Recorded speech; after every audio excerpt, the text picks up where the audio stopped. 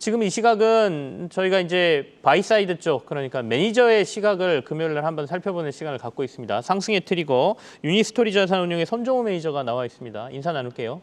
안녕하세요. 안녕하십니까. 이번 주가 사실 투자자 입장에서는 굉장히 힘들었던 한 주거든요. 매매를 하시는 매니저 입장에서도 굉장히 힘들으셨을 것 같은데 일단 수급부터 좀 정리를 해보겠습니다. 어땠습니까? 제가 매일 수급을 체크하는 가장 큰 이유는 네. 시장 참여자들의 심리를 파악하기 위해서인데요. 이번 주 경우에는 특이한 부분이 물론 주가는 많이 하락을 했지만은 네네. 게임, NFT, 가상화폐 관련 종목들의 수급 상위에 포진되는 모습을 보였습니다. 수급 상이라는 얘기는 많이 샀다는 얘기인가요? 예, 맞습니다. 실질적으로는 외국인이 많이 샀고 기관들은 많이 팔았는데요. 이 부분을 좀 설명을 드리자면 네네. 전일 거래량이 폭증을 했고 기관들은 대량 매도를 했습니다. 저 역시도 기관 투자자이지만 네네. 심리에 굉장히 취약한 상황이고요. 대량 매도를 했다라는 이유는 그만큼 어제 시장이 공포를 유발을 했고 공포심을 자극을 시켰다, 심했다라는 의미이기 때문에 네. 이러한 수급의 변화가 향후에 좀 중요한 변곡점이 될 수도 있겠다라는 생각을 해보았습니다.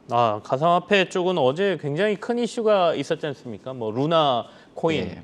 하루에 97%, 98% 하락하고 여러 가지 얘기들이 나오는데 수급적인 걸 보면 기관하고 개인들은 많이 팔았는데 외국인들은 도리어 좀 메타버스라든지 가상화폐 네. 쪽 관련주들을 담는 모습이 보여줬다 이런 말씀이시네요. 네. 그 외에 또 눈에 띄는 것도 있었습니까?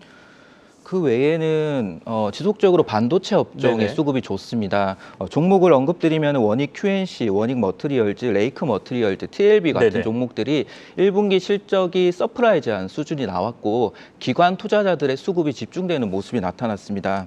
결국 기관 투자자들은 매크로의 불안한 상황에서 믿을 수 있는 실적의 중심으로 종목을 선정한다라는 걸 알 수 있고 반도체 업종에 대해서 추가로 말씀을 드리면 네네. 최근에 삼성전자와 하이닉스의 고객사와의 가격 협상이 어느 정도 마무리된 것 같습니다. 네. 시장에서 우려했던 것보다는 가격 협상이 잘 마무리된 것 같고 2분기에 반도체 가격의 하락의 안정 그리고 반등을 모색할 수 있는 기회가 되었기 때문에 반도체 업종은 지속적으로 실적에 대해서 체크해 보실 필요가 있겠습니다. 디램 가격 말씀하시는 거죠? 예. 이게 시장 가격하고 공급가가 좀 다릅니다. 워낙 큰 업체이기 때문에 네. 안정적으로 수급을 가져오기 위해서 거래선들이 이제 전체적인 가격을 정하는 그걸 말씀하시죠. 네. 괜찮은 가격으로 정해진 것 같다라는 시장 분위기를 전해주셨고요. 그렇다면 이제 이번 주에 매니저로서 어떻게 대응하셨어요? 사실 저는 가지고 계신 포트를 좀 바꾸셨는지 네. 이 수급이 안 좋아지니까 시장이 워낙 안 좋으니까 파셨는지 이런 거 좀 궁금하거든요. 실제로 저는 네. 이번 주에 현금 비중을 확대하기보다는 오히려 종목을 압축하는 전략의 기회로 활용을 했습니다. 네네. 어떤 의미라고 하면 보유하고 있는 종목 중에서 매크로에 취약하거나 오히려 실적이 부진해서 향후에 기대가 반등이 약할 수 있는 종목을 제외하고 네네. 오히려 실적이 좋고 실적이 더 좋아질 수 있는 종목으로 압축을 했는데요. 그러다 보니까 말씀드렸던 반도체 네. 뿐만 아니라 여러 이제 제조업과 관련된 종목들의 비중이 늘어났고 결국 핵심은 이 인플레이션에 대응할 수 있는 실적인 것 같습니다. 인플레이션이 정상화되기 위해서는 경기가 회복되어야 되는데 경기 회복되는 시간이 지연된다고 하면 결국은 기업들마다 실적이 좋은 종목으로 압축을 하는 게 중요하고 실적 중에서도 구조적인 성장이 파악이 되는 보이는 종목으로 압축하는 게 핵심이 될 것 같습니다. IT 장비, 소재 이쪽으로 좀 포트를 더 늘리셨다. 조종장에서 이렇게 말씀하셨는데 그렇다면 이번 주에 상승의 트리거는 어느 부분을 보고 계십니까?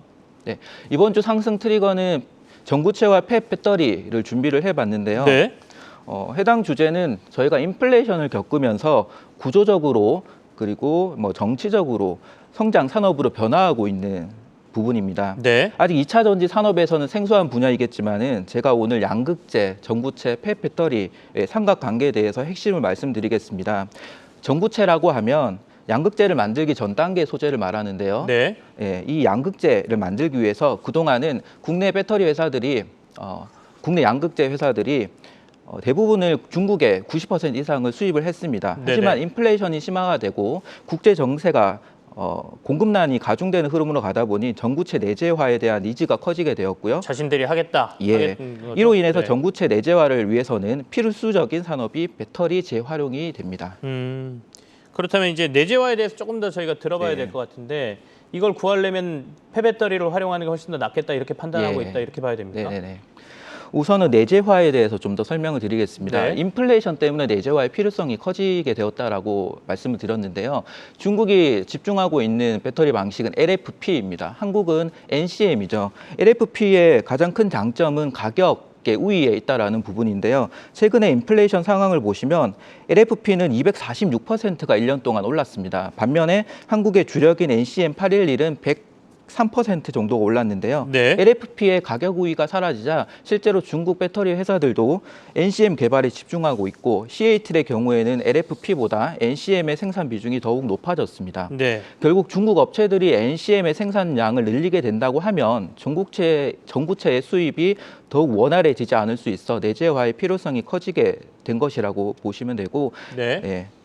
그래서 더욱 이제 내재화 때문에 네. 폐배터리 재활용에 의존하는 정도가 커질 것이다라고 생각합니다. 그러면 이제 전구체 내재화에 따른 수혜 기업들이 어디가 있는지를 살펴보는 게 저희 투자자 입장에서 굉장히 중요할 것 같네요. 네.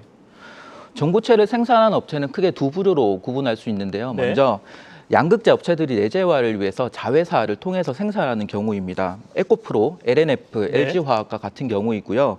포스코 케미칼은 자체적으로 생산을 하고 있고 코스모 신소재는 최근에 전구체, 양극재 할 것 없이 모두 증설을 발표해서 본격적인 투자를 알리고 있습니다. 네. 다음으로는 본업 이외에 전구체를 생산하는 업체들이 있는데요. 고려아연은 LG화학과 합작회사를 통해서 생산하겠다라고 얘기를 했고요.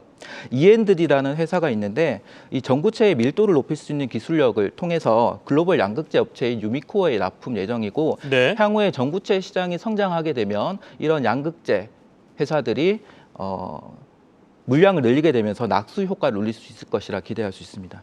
지금 업체명들이 나가고 있거든요. 여기 보면 생산 규모, 그다음에 내재화 비율이라고 나와 있는데 이 중에 저희가 어떤 수치를 가장 주목해야 되는 거예요? 생산 규모를 봅니까? 양극재의 생산 규모를 봅니까? 전극재의 생산 규모를 봅니까? 양극재 업체들의 생산 규모는 2022년 기준이 될 텐데요. 네네. 2025년이 되면은 저기에서 뭐 3배에서 5배 정도로 확대가 됩니다. 그렇다고 하면 전구체 생산 규모도 비례한 수준으로 확대가 되어야 할 텐데요.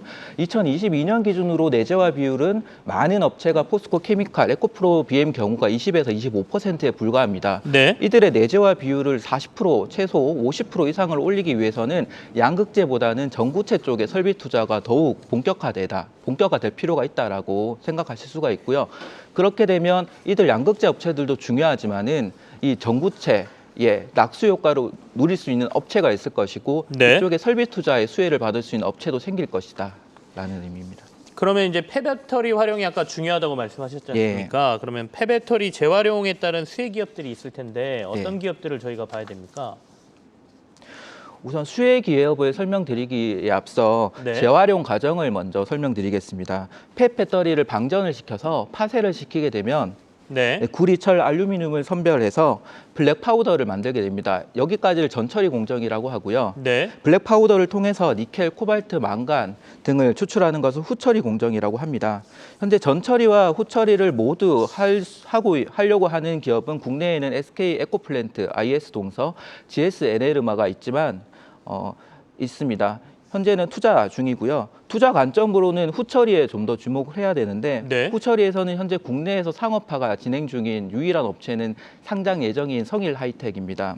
그렇다고 하면 저희가 실질적으로 정말 수혜를 볼 수 있는 업체가 어디냐라고 하면 개인적으로는 설비 투자 수혜주를 보는 게 좋겠다라고 생각합니다. 아까 말씀하신 설비 투자 수혜주라고 하면 하나기술, DYPNF, DYPNF 이렇게 두 종목이 설비 투자 수혜주라고 말씀하셨는데 이쪽 폐배터리와 관련돼서 이쪽을 보는 게 낫다. 그러면 설비 투자 수혜 기업이라는 걸 구체적으로 조금 설명해 주시면 어떤 기업들이에요? 네, 앞서 말씀드린 대로 전처리 공정이 있고 후처리 공정이 있습니다. 전처리 공정에서 가장 중요한 핵심 장비는 방전이 되고요. 네. 이 방전에서 핵심 기술을 보유하고 있고 실제로 공급 계약을 체결한 업체가 하나기술입니다. 작년 11월에 GS 에네르마에 이 방전 설비를 공급 계약을 체결을 했고 향후에도 우선 구매 대상자로 선정이 되어서 추가 수주에 대한 기대감이 있다라고 보시면 되고 이 전처리 공정보다 더욱 중요한 공정이 후처리 공정입니다. 실제로 양극재에 필요한 리튬이나 뭐 니켈, 코발트 같은 것들을 추출을 하게 되는데 여기에 DYPNF는 후처리 공정에서 턴키로 수주를 할 수 있는, 턴키로 계약을 할 수 있는 회사다. 이로 인해서 작년 8월에 코스모화학이 폐배터리에 투자를 하겠다라고 해서 300억 발표를 했는데요. 이 중에 네. 250억을 DYPNF가 수주를 가져갔습니다.